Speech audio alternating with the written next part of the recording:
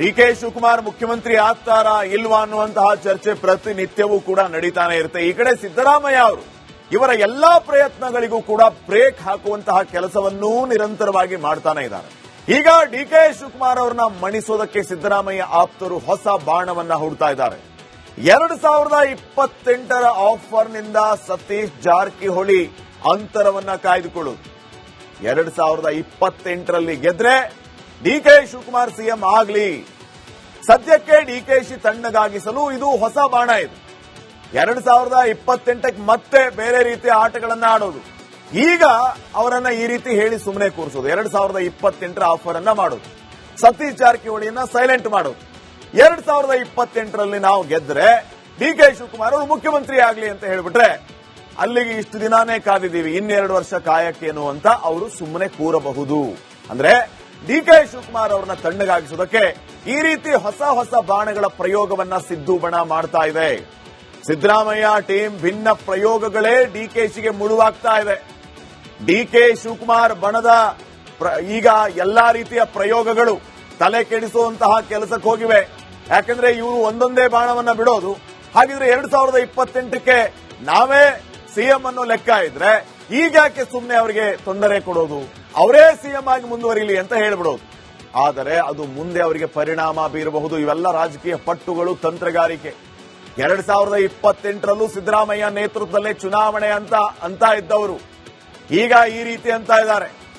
ಈಗ DK ಶಿವಕುಮಾರೇ 2028ರಲ್ಲಿ CM ಆಗ್ಲಿ ಅಂತ ಅವಕಾಶವನ್ನ, ಆಫರ್ ಅನ್ನ ಕೊಡುವ ಕೆಲಸ ಮಾಡ್ತಾ ಇದ್ದಾರೆ. ಉದ್ದೇಶ ಏನು ಅಂತಂದ್ರೆ ಈ ಆಫರ್ನ ಮೂಲಕ ಸದ್ಯ ಸಿಎಂ ಬದಲಾವಣೆ ಬೇಡ ಅಂತ ಬೇಡಿಕೆ ಇಡು. 2028ಕ್ಕೆ ನಾವು ಅಧಿಕಾರಕ್ಕೆ ಬಂದ್ವಿ ಅಂತಂದ್ರೆ ನಾವು ಯಾರು ಕೂಡ ಆಸ್ಪಿರೆಂಟ್ ಆಗಿರಲ್ಲ. ಜಾರಕಿಹೊಳಿ ಆಗ್ಲಿ, ಇನ್ಕ್ಲೂಡಿಂಗ್ ಮೀ, ಸಿದ್ದರಾಮಯ್ಯ ಆಗ್ಲಿ, ಯಾರು ಕೂಡ ಇರಲ್ಲ. ನೀವೇ ಸಿಎಂ ಆಗಿ ಅಂತ ಡಿಕೆ ಶಿವಕುಮಾರ್ ಅವರಿಗೆ ಹೇಳ್ಬಿಡ್ತಾರೆ. ಈಗ ಸುಮ್ಮನೆ ಇರಬೇಕು, 2028ಕ್ಕೆ ನೀವು ಏನಾರು ಮಾಡ್ಕೊಳ್ಳಿ ಅಂತ. ಸೊ ಸಿದ್ದು ಬಣದ ಆಫರ್ ಅನ್ನ ಒಪ್ಕೊಳ್ತಾರಾ ಡಿಕೆ ಶಿವಕುಮಾರ್? ಅವರ ಮಾತನ್ನ ಕೇಳಿಕೊಂಡು ಇವರು ಸುಮ್ಮನೆ ಆಗ್ತಾರಾ? 2028ರ ಪ್ಲಾನ್ ಮಾಡೋಣ ಅಂತ ಡಿಕೆ ಸುರೇಶ್ ಅವರು ಹೇಳ್ತಿದ್ದಾರೆ. ಇದೇ ಕಾರಣಗಳಿಗೆ ಡಿಕೆ ಶಿವಕುಮಾರ್ ನಡೆ ಬಗ್ಗೆ ಕುತೂಹಲ ಈಗ ನಿರ್ಮಾಣ ಆಗಿದೆ. ಹಾಗಿದ್ರೆ ಡಿಕೆ ಶಿವಕುಮಾರ್ ನಿಜಕ್ಕೂ ಇವರ ಮಾತನ್ನ ನಂಬಿ ಫುಲ್ ಸೈಲೆಂಟ್ ಆಗ್ಬಿಡ್ತಾರಾ ಅಥವಾ ಮತ್ತಷ್ಟು ಅಗ್ರೆಸಿವ್ ಆಗ್ತಾರಾ? ಏನಾದ್ರೂ ಮಾಡಿ ಇದೇ ಪೀರಿಯಡ್ ಅಲ್ಲಿ ಸಿಎಂ ಆಗ್ಬೇಕು ಅನ್ನೋಂತ ಲೆಕ್ಕಾಚಾರ ಡಿಕೆ ಶಿವಕುಮಾರ್ ಅವರಿಗೆ ಇದೆ. ಆದರೆ ಪ್ರತಿತಂತ್ರ, ರಣತಂತ್ರಗಳು ಯಾವ ರೀತಿ ಸಿದ್ದರಾಮಯ್ಯ ಅವರಿಂದ ಆಗ್ತಾ ಇದೆ ಅಂತಂದ್ರೆ ಈ ಪೀರಿಯಡ್ ಅಲ್ಲಿ ನೀವು ಸುಮ್ಮನೆ ಇದ್ಬಿಡಿ, 2028ರಲ್ಲಿ ನಾವು ಮತ್ತೆ ಅಧಿಕಾರಕ್ಕೆ ಬರ್ತೀವಿ, ಅವಾಗ ನೀವೇ ಸಿಎಂ ಆಗ್ಬಿಡಿ ಅಂತ ಸುಮ್ಮನೆ ಕೂರಿಸುವ ಕೆಲಸವನ್ನ ಮಾಡ್ತಾ ಇದ್ದಾರಂತೆ. ಆದ್ರೆ ಡಿಕೆ ಶಿವಕುಮಾರ್ ಅಷ್ಟು ಸುಲಭವಾಗಿ ಇವರ ಮಾತಿಗೆ ಒಪ್ಕೊಂಡ್ಬಿಡ್ತಾರಾ, ಮರಳಾಗ್ಬಿಡ್ತಾರಾ ಅನ್ನುವಂಥದ್ದು ಈಗಿನ ಪ್ರಶ್ನೆ ಆಗಿದೆ. ನೋಡೋಣ ಮುಂದೇನಾಗುತ್ತೆ ಅಂತ. ಇನ್ನು ನೆಕ್ಸ್ಟ್, ಡಿಕೆ ಶಿವಕುಮಾರ್ ಮುಖ್ಯಮಂತ್ರಿ ಆಗ್ತಾರಾ ಇಲ್ವಾ ಅನ್ನುವಂತಹ ಚರ್ಚೆ ಪ್ರತಿನಿತ್ಯವೂ ಕೂಡ ನಡೀತಾನೆ ಇರುತ್ತೆ. ಈ ಕಡೆ ಸಿದ್ದರಾಮಯ್ಯ ಅವರು ಇವರ ಎಲ್ಲಾ ಪ್ರಯತ್ನಗಳಿಗೂ ಕೂಡ ಬ್ರೇಕ್ ಹಾಕುವಂತಹ ಕೆಲಸವನ್ನೂ ನಿರಂತರವಾಗಿ ಮಾಡ್ತಾನೆ ಇದ್ದಾರೆ. ಈಗ ಡಿಕೆ ಶಿವಕುಮಾರ್ ಅವರನ್ನ ಮಣಿಸೋದಕ್ಕೆ ಸಿದ್ದರಾಮಯ್ಯ ಆಪ್ತರು ಹೊಸ ಬಾಣವನ್ನ ಹೂಡ್ತಾ ಇದ್ದಾರೆ. 2028ರ ಆಫರ್ನಿಂದ ಸತೀಶ್ ಜಾರಕಿಹೊಳಿ ಅಂತರವನ್ನ ಕಾಯ್ದುಕೊಳ್ಳುವುದು. 2028ರಲ್ಲಿ ಗೆದ್ರೆ ಡಿಕೆ ಶಿವಕುಮಾರ್ ಸಿಎಂ ಆಗ್ಲಿ. ಸದ್ಯಕ್ಕೆ ಡಿಕೆಶಿ ತಣ್ಣಗಾಗಿಸಲು ಇದು ಹೊಸ ಬಾಣ. ಇದು 2028ಕ್ಕೆ ಮತ್ತೆ ಬೇರೆ ರೀತಿಯ ಆಟಗಳನ್ನ ಆಡೋದು. ಈಗ ಅವರನ್ನ ಈ ರೀತಿ ಹೇಳಿ ಸುಮ್ಮನೆ ಕೂರಿಸೋದು. 2028ರ ಆಫರ್ ಅನ್ನ ಮಾಡೋದು, ಸತೀಶ್ ಜಾರಕಿಹೊಳಿಯನ್ನ ಸೈಲೆಂಟ್ ಮಾಡೋದು. 2028ರಲ್ಲಿ ನಾವು ಗೆದ್ರೆ ಡಿಕೆ ಶಿವಕುಮಾರ್ ಅವರು ಮುಖ್ಯಮಂತ್ರಿ ಆಗ್ಲಿ ಅಂತ ಹೇಳ್ಬಿಟ್ರೆ ಅಲ್ಲಿಗೆ ಇಷ್ಟು ದಿನಾನೇ ಕಾದಿದ್ದೀವಿ, ಇನ್ನೆರಡು ವರ್ಷ ಕಾಯಕ್ಕೇನು ಅಂತ ಅವರು ಸುಮ್ಮನೆ ಕೂರಬಹುದು.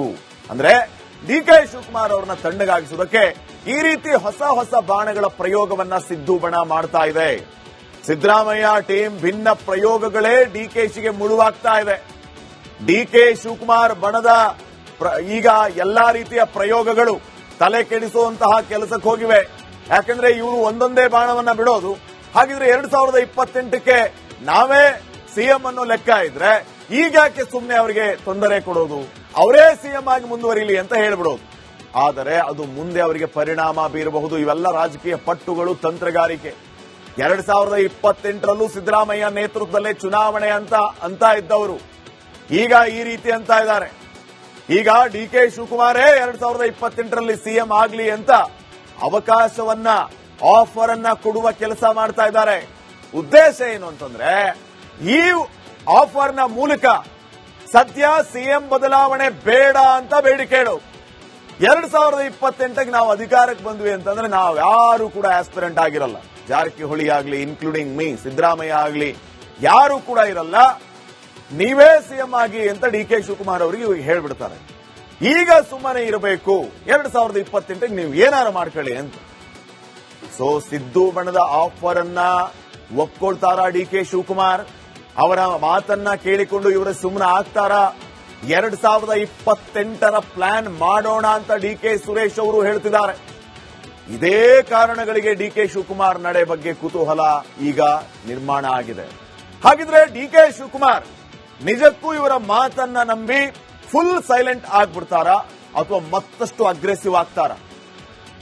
ಏನಾದ್ರೂ ಮಾಡಿ ಇದೇ ಪೀರಿಯಡ್ ಅಲ್ಲಿ ಸಿಎಂ ಆಗ್ಬೇಕು ಅನ್ನೋಂತ ಲೆಕ್ಕಾಚಾರ ಡಿ ಕೆ ಶಿವಕುಮಾರ್ ಅವರಿಗೆ ಇದೆ.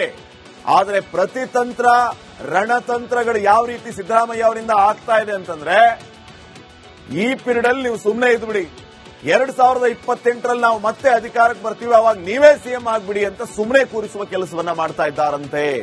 ಆದ್ರೆ ಡಿ ಕೆ ಶಿವಕುಮಾರ್ ಅಷ್ಟು ಸುಲಭವಾಗಿ ಇವರ ಮಾತಿಗೆ ಒಪ್ಕೊಂಡ್ಬಿಡ್ತಾರ, ಮರಳಾಗ್ಬಿಡ್ತಾರ ಅನ್ನುವಂಥದ್ದು ಈಗಿನ ಪ್ರಶ್ನೆ ಆಗಿದೆ. ನೋಡೋಣ ಮುಂದೇನಾಗುತ್ತೆ ಅಂತ. ಇನ್ನು ನೆಕ್ಸ್ಟ್,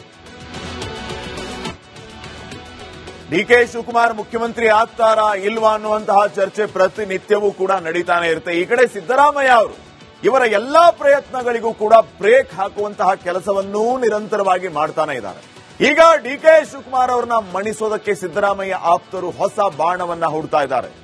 2028ರ ಆಫರ್ನಿಂದ ಸತೀಶ್ ಜಾರಕಿಹೊಳಿ ಅಂತರವನ್ನ ಕಾಯ್ದುಕೊಳ್ಳುವುದು. 2028ರಲ್ಲಿ ಗೆದ್ರೆ ಡಿ ಕೆ ಶಿವಕುಮಾರ್ ಸಿಎಂ ಆಗ್ಲಿ. ಸದ್ಯಕ್ಕೆ ಡಿಕೆಶಿ ತಣ್ಣಗಾಗಿಸಲು ಇದು ಹೊಸ ಬಾಣ. ಇದು 2028ಕ್ಕೆ ಮತ್ತೆ ಬೇರೆ ರೀತಿಯ ಆಟಗಳನ್ನ ಆಡೋದು. ಈಗ ಅವರನ್ನ ಈ ರೀತಿ ಹೇಳಿ ಸುಮ್ಮನೆ ಕೂರಿಸೋದು, 2028ರ ಆಫರ್ ಅನ್ನ ಮಾಡೋದು, ಸತೀಶ್ ಜಾರಕಿಹೊಳಿಯನ್ನ ಸೈಲೆಂಟ್ ಮಾಡೋದು. 2028ರಲ್ಲಿ ನಾವು ಗೆದ್ರೆ ಡಿ ಕೆ ಶಿವಕುಮಾರ್ ಅವರು ಮುಖ್ಯಮಂತ್ರಿ ಆಗ್ಲಿ ಅಂತ ಹೇಳ್ಬಿಟ್ರೆ ಅಲ್ಲಿಗೆ ಇಷ್ಟು ದಿನಾನೇ ಕಾದಿದ್ದೀವಿ, ಇನ್ನೆರಡು ವರ್ಷ ಕಾಯಕ್ಕೇನು ಅಂತ ಅವರು ಸುಮ್ಮನೆ ಕೂರಬಹುದು. ಅಂದ್ರೆ ಡಿ ಕೆ ಶಿವಕುಮಾರ್ ಅವರನ್ನ ತಣ್ಣಗಾಗಿಸೋದಕ್ಕೆ ಈ ರೀತಿ ಹೊಸ ಹೊಸ ಬಾಣಗಳ ಪ್ರಯೋಗವನ್ನ ಸಿದ್ದು ಬಣ ಮಾಡ್ತಾ ಇದೆ. ಸಿದ್ದರಾಮಯ್ಯ ಟೀಮ್ ಭಿನ್ನ ಪ್ರಯೋಗಗಳೇ ಡಿಕೆಶಿಗೆ ಮುಳುವಾಗ್ತಾ ಇದೆ. ಡಿ ಕೆ ಶಿವಕುಮಾರ್ ಬಣದ ಈಗ ಎಲ್ಲಾ ರೀತಿಯ ಪ್ರಯೋಗಗಳು ತಲೆ ಕೆಡಿಸುವಂತಹ ಕೆಲಸಕ್ಕೆ ಹೋಗಿವೆ. ಯಾಕಂದ್ರೆ ಇವರು ಒಂದೊಂದೇ ಬಾಣವನ್ನ ಬಿಡೋದು. ಹಾಗಿದ್ರೆ 2028ಕ್ಕೆ ನಾವೇ ಸಿಎಂ ಅನ್ನೋ ಲೆಕ್ಕ ಇದ್ರೆ ಈಗ ಯಾಕೆ ಸುಮ್ಮನೆ ಅವರಿಗೆ ತೊಂದರೆ ಕೊಡೋದು, ಅವರೇ ಸಿಎಂ ಆಗಿ ಮುಂದುವರಿಲಿ ಅಂತ ಹೇಳ್ಬಿಡೋದು. ಆದರೆ ಅದು ಮುಂದೆ ಅವರಿಗೆ ಪರಿಣಾಮ ಬೀರಬಹುದು. ಇವೆಲ್ಲ ರಾಜಕೀಯ ಪಟ್ಟುಗಳು, ತಂತ್ರಗಾರಿಕೆ. 2028ರಲ್ಲೂ ಸಿದ್ದರಾಮಯ್ಯ ನೇತೃತ್ವದಲ್ಲೇ ಚುನಾವಣೆ ಅಂತ ಇದ್ದವರು ಈಗ ಈ ರೀತಿ ಅಂತ ಇದ್ದಾರೆ. ಈಗ ಡಿ ಕೆ ಶಿವಕುಮಾರೇ 2028ರಲ್ಲಿ ಸಿಎಂ ಆಗ್ಲಿ ಅಂತ ಅವಕಾಶವನ್ನ, ಆಫರ್ ಅನ್ನ ಕೊಡುವ ಕೆಲಸ ಮಾಡ್ತಾ ಇದ್ದಾರೆ.